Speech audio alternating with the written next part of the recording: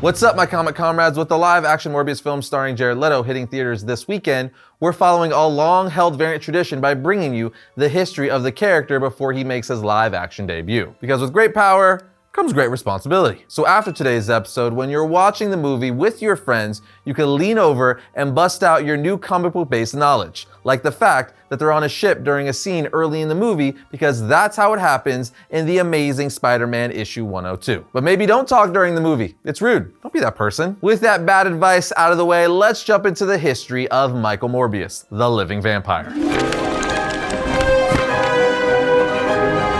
Michael Morbius was created by Roy Thomas and Gil Kane. He first appeared in The Amazing Spider-Man issue 101 in October of 1971. The character was originally introduced as a Spider-Man villain, but later became an adversary of Blade the Vampire Hunter for obvious reasons. Over the years, Morbius would actually become a tragically flawed anti-hero, which really came into full view in his own titles and series. He's sort of like Venom in the sense that he was originally introduced as a villain, but over time became an anti-hero, teetering that line of good and bad. But let's see how things began for Morbius, the living vampire, with his comic book origin. We'll return after these messages. You know what's up? The price of basically everything. So like everybody else I know, I'm always looking to save money wherever I can. A task that used to be difficult and time consuming. That is until I started using Honey. Think of Honey as your online shopping sidekick, because once you get Honey and add it to your browser, it automatically scours the digital universe for promo codes that you can apply to whatever you're trying to buy. It doesn't matter if I'm trying to shop for some new clothes or order food for delivery. Honey is on the hunt to save me money. Like just recently when I needed a new saw for a home project, I found the brand I wanted online, added it to the cart, and Honey hooked me up with a promo code for 20% off without any effort on my part. Ah, the sweet nectar of saving money. Anyway, Honey is the #1 shopping tool in America for a reason. And best of all, it's 100% free to use, my people. So do your wallet a favor by adding Honey to your computer and your iPhone at joinhoney.com/variant. Just make sure to use our URL or click our link in the description below so they know we sent you. Again, get Honey for free at joinhoney.com/variant. You will be very glad you did. The origin of Morbius is first given while he's asleep and dreaming in The Amazing Spider-Man issue 102. Narration says, as the dream goes on, the dream of how it was only a few short weeks ago, when your world was as small as your sequestered laboratory hidden in the hills of your native European land. And your only enemy was time itself. We are then taken to Morbius' laboratory, where he's working on an experiment with his partner, Nikos. Morbius says, "Nikos, will you check the readings of these results, please?" He responds, "You know well, Michael, that I have already checked them, and they give us no more cause for optimism than those we've seen before. Must you continue to torture yourself with visions of false hope?" Morbius answers, "To live is to hope, my friend. To abandon hope is to be already dead. But your demeanor is much too grim, Nikos. Do you not recognize a cosmic jest when you behold one? Is it not amusing, the sight of Michael Morbius, winner of the coveted Nobel Prize, pinning his hopes and dreams and fears to a vampire bat?" At this point, they're interrupted by Martine, Morbius' fiancée. And as she comes walking down, Morbius tells Nikos, "Remember, not a word to Martine." She tells Michael, "I know you two prefer to work in secret out here, but sometimes a woman gets lonely." He responds, "And shall, I fear, get lonelier still. I've decided that the next phase of my research must be done at sea, a place where security will be total and certain." She responds, "Then I'm going with you." He yells, "No, is it not enough that fools snicker behind your back because you love one as hideous as myself? Would you now risk your life knowing the deadly radioactive materials with which I work? I care for you if you do not care for yourself. You will stay here, do you hear me?" She says, "Yes, I hear you, Michael, and now if you're quite finished, I must go upstairs and pack. For when your ship leaves port, I'll be on that deck with you." Needless to say, the next day she goes with them to sea.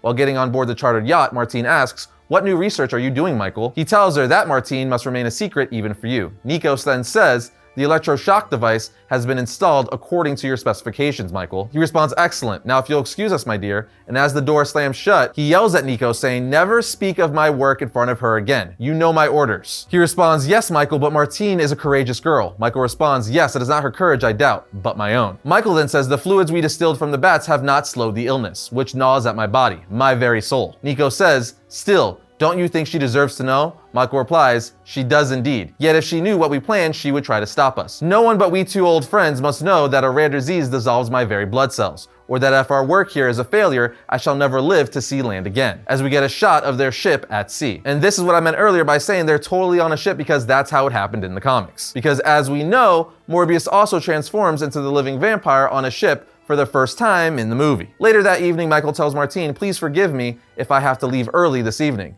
There are routine matters I must check in the laboratory below. She replies, of course, I understand, my love, but do not work too long. You seem so pale. At this point, he goes to his laboratory below and tells Nikos, it's time. Let's activate this experiment. Michael then is suited up and strapped into the device they've been working on. He then says, unless the shock treatment succeeds, against all hope, all odds, I'll measure out my life in days, perhaps hours. Nikos says, I know. But electrical creation of blood cells is something never before attempted, let alone achieved. If only we had time to gauge all possible results, all potential side effects, and yet, as you say, we have no choice for what side effect could possibly be worse than death, as he activates the machine. Captures of Morbius then say, did you sense it then, Morbius, in that moment? Did you glimpse the unspeakable answer to Nikos' question? In that single searing instant when time and space were swallowed in the gaping maw of pain. Nikos, seeing his friend in pain from the treatment, turns the machine off saying, I can't stand it any longer. He then goes over to his friend saying, are you all right? You screamed. Michael replies, yes, I am fine, but weak,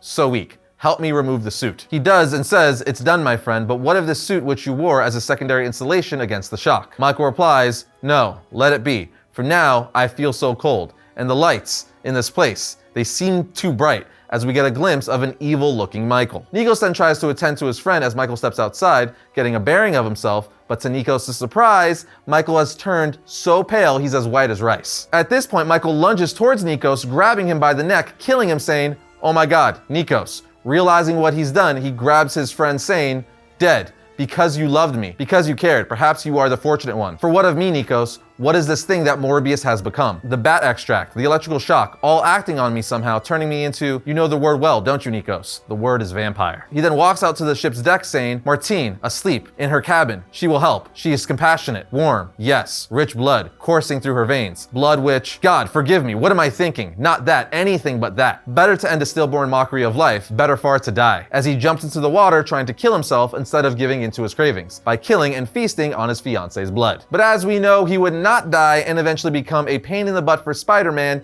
in New York City. But just like that, that's how Morbius became the living vampire, so let's move on to story arcs and publication history.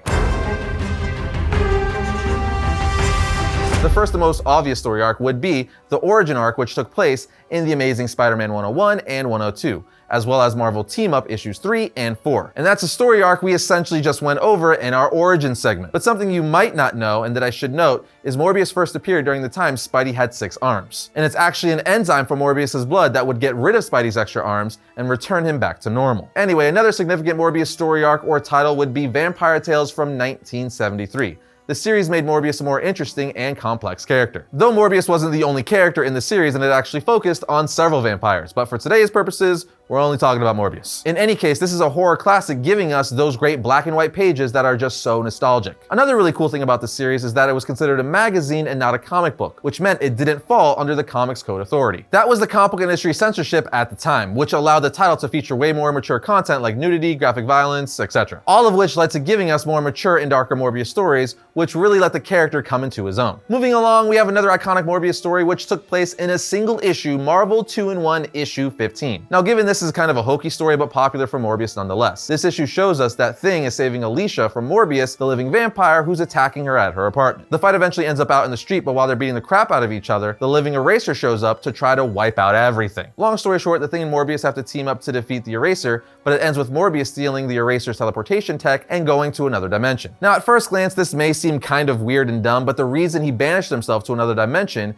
is to lock himself away from all of humanity while he gets his thirst for blood under control. Because that's the thing about Morbius that's unique. He's a vampire, but he doesn't want to be a vampire. That's the tragic thing about the character. He can't control his bloodlust that's making him kill people and drink their blood. It's kind of like the Bruce Banner Hulk situation. Banner doesn't want to be the Hulk, so he's always trying to cure himself, but just can't. During the 80s, Morbius was essentially just a misunderstood bad guy. Again, he didn't want to be a vampire, but it happened anyway when he was trying to cure himself. In any case, once the 90s rolled around, Marvel was like, it's time to give this dude his own title. So they did in 1992. It was called Morbius the Living Vampire, which lasted for 32 issues and ran from 1992 to 1995. But not only did he get his own title, they also intertwined him in a huge summer-long crossover event called Rise of the Midnight Suns. The series focused on Martine Bancroft as she looked for her missing fiance, Michael Morbius. To help with her search, she gains the help of Ghost Rider and Dr. Langford, who ultimately aid her in finding out what happened to him. The title explores Michael's personal life, but it also gave us the Midnight Suns,